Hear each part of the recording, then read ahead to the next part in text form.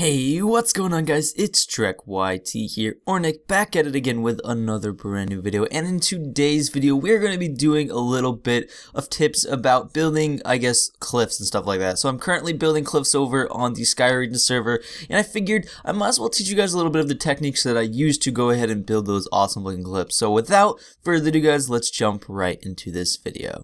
So guys, starting things off, cliffs are pretty relatively easy. If you ever done caves or just any sort of terraforming, it's really just something like that. You just gotta it's sort of just a build off of doing some caves and stuff like that, except now you're not creating a full cave, you're basically creating like a half a cave if you think about it. So when we start things off, we have to really look about the fundamental pieces of the actual cliff that really break down into what it is. So when building a cave, it's sort of similar to building arcs and caves and stuff like that. You have to have some sort of arc that you sort of repeat over and over again to create that depth while also creating a sort of shape that you really like. So most of my cliffs will overhang, so the top part will come out farther than the bottom part. So the way that I do that is I create this sort of arc right here, and then I repeat this in different variances to create that effect that it's going inward and then it's curving and stuff like that. So that's relatively how I do that. So taking a step to the right, you can really see what I'm talking about when I mean I'm adding multiple layers. So this is our original arc right here. You can see it's the same one as that one. But now we are creating another layer which is still sort of an arc, and what I consider an arc in Minecraft is basically just a block then a block. So like a diagonal is basically what I consider an arc, but sometimes you have to add like a 2 block, then a 1 block, and then a 2 block again to create that real arc or something like that. So we try to really vary it a lot because we don't want it to be any similar to this, because let's say I took out these blocks. This is the same shape as that one. But that looks really weird because now it's not really unique. It's really just sort of coming to starting to create symmetry, which is something you really don't really want in flowing terrain. You really want it to look as organic as possible. So mix it up just the slightest. Just adding those 2 blocks that you can see really just dramatically changed it. It made it look a lot better. And then on the last one, now we're just creating another third one that's still a little bit different from this one. And now you continue this process to whatever shape or arc that you want, because maybe now you want the cave or the cliff to go like this in a little arcing pattern like this. Maybe now you would start making some of these on this side coming outward, so that way you had that little in-depth like that and then it would come out like that. So that's relatively how you do the actual process of it. So when I'm building my my cliffs, I really go ahead and I take 1 block, my stone block, and I outline everything that I want. Nothing's going to be perfect when I'm doing this step. I'm just really creating myself a template that I can go back and really work with to create all the details for it and really work with and find the perfect shape. Now moving over to the next one, you can really see once we start to add some of the details. We have the same shape, but that's because I thought that the shape was perfect. Now we're going to add in our grass top layer, or whatever block that you want to use as your top layer. I chose grass because that's the most commonly found in the wild, is just grass, so I use grass and dirt. Now, you gotta think when you're at a cliff or something like that, the grass layer doesn't just stop. It's not like an immediate, like if I were to take this out and add stone here, it's not like that. There's normally some sort of block that's underneath it, like grass, to create that effect that the grass layer is going down. So there's the different layers of earth. So there's like grass, and there's dirt, stone, then other types of stone, sort of like that. That's how I'm trying to portray this actual cliff. So we have put down the dirt a little bit down in like almost little diagonal patterns like this, so it's like a little triangle downwards. So we add just a little bit of depth to show some variance. We add a little bit up here, so it's not all flat, even same height down below the grass. So that's how that gives that effect of some sort of cool, I don't even know. It just looks better that way than just doing it flat.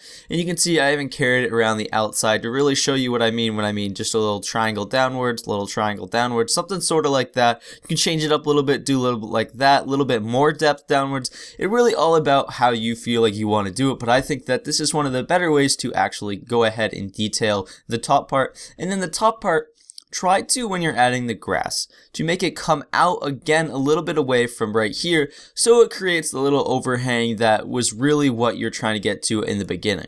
Now moving on to our last step, you can really see where it all comes together. This is where when you start to add foliage and add a lot more block detail, like texturing and stuff like that, this is when it really takes off to the next level and starts to look really good. So we added ourselves a little custom tree. You don't even have to add a custom tree, you can just add some sort of tree. You're gonna see that I do this in the time lapse afterwards. I took the little easy out route and I didn't really add too many fully built custom trees. I just bone mealed them and changed them a little bit. So when adding the details, what I do first, I always try to put some sort of foliage on top. It doesn't always have to be a tree. You can use bone meal, you can use just hand place all your stuff like that, but try to go ahead and turn this flat space up here into something that's a little bit more interesting. And when you're doing this, remember to look at it from perspective. So down here, this is what you're gonna see. You're not really gonna be able to see from up here unless for some reason you're making it so you can get up here and you can look down. Just remember that it's all about perspective. So like if it doesn't look good from down here, then it's probably not gonna look good ever. So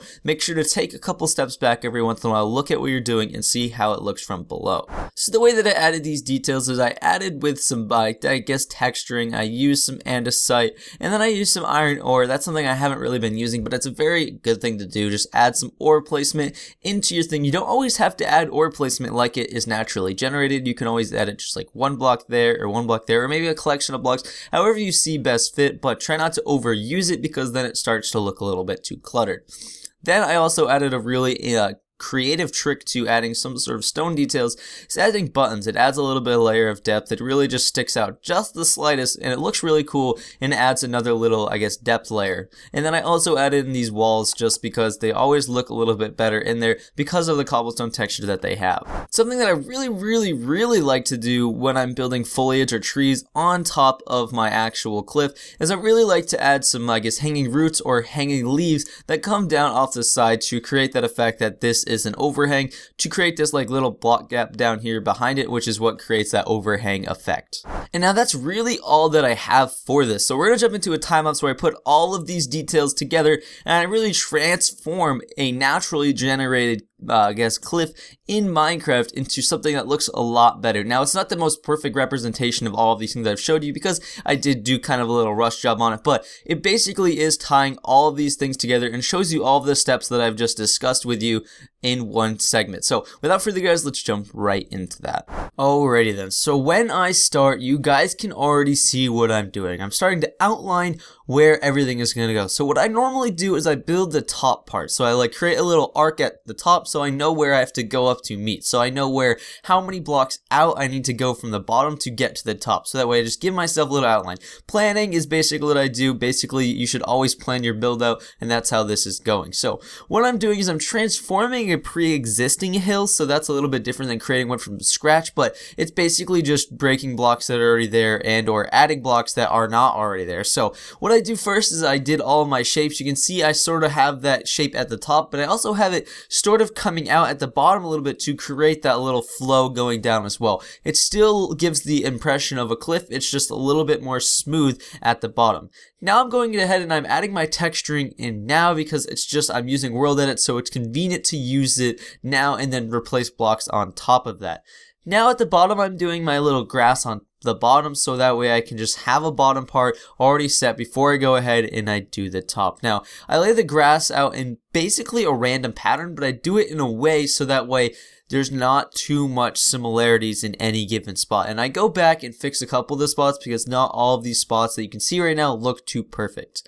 Now I'm doing the top, I'm doing ahead, and I'm doing the little outline on top, having a couple blocks overhang, having a couple not overhang, and then I'll go back and I'll really work with it. Create that, I guess, that depth and stuff like that I want. Create that little, I guess, image of having the dirt go below the stone, and then that's basically how that looks. So now I'm panning up to the top really quick to show you guys that the top doesn't matter too much unless you have to worry about people going up there. Now, I do my best to go ahead and fill up all of the space that's up here, but for the most part, you really don't have to worry about it. So now I'm adding in a couple of, I guess, quickie custom trees is what I'm going to call them because it's really just a bone meal tree that I just changed a little bit. Add some root systems to it, add a couple of hanging leaves down, and that's really all that I really do to these trees to transform them just slightly. And then I get a really big one at the end, which is pretty convenient because bigger ones always look better. So I'm basically done with this entire thing. I added a couple little bit more details, and